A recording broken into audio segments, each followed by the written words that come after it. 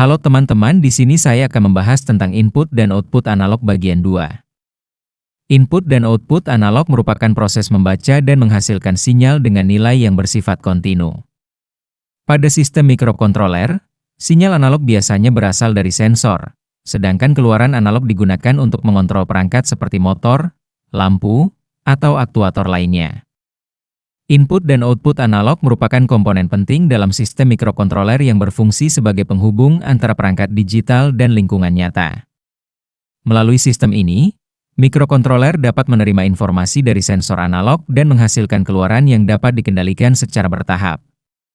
ADC, Analog to Digital Converter, adalah modul bawaan pada mikrokontroler PIC yang digunakan untuk mengubah sinyal analog berupa tegangan menjadi data digital.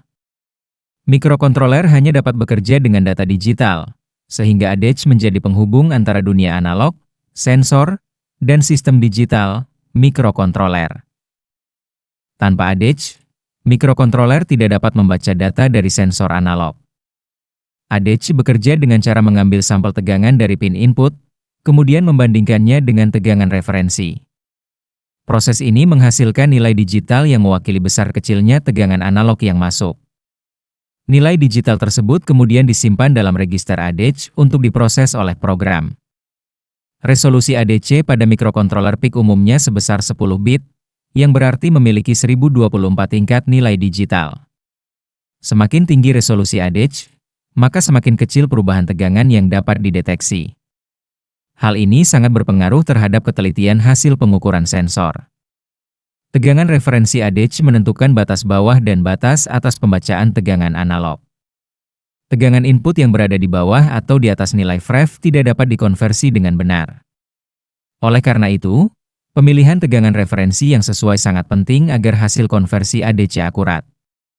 Antarmuka sensor analog adalah proses menghubungkan sensor ke mikrokontroler melalui pin ADC.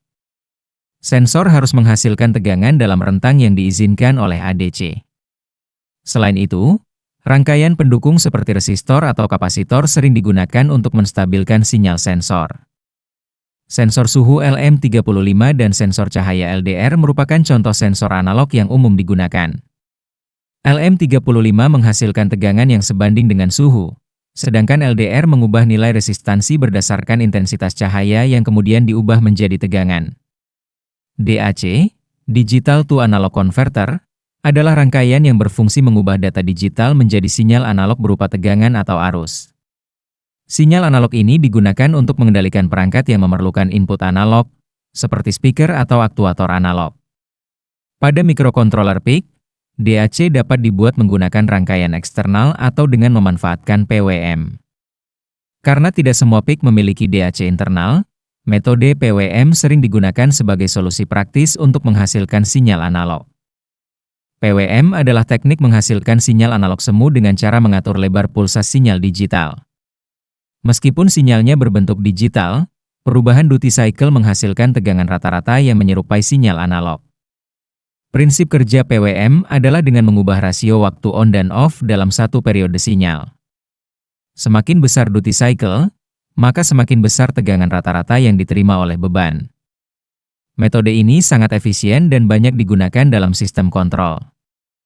Contoh aplikasi ADC dan PWM adalah sistem kontrol suhu otomatis.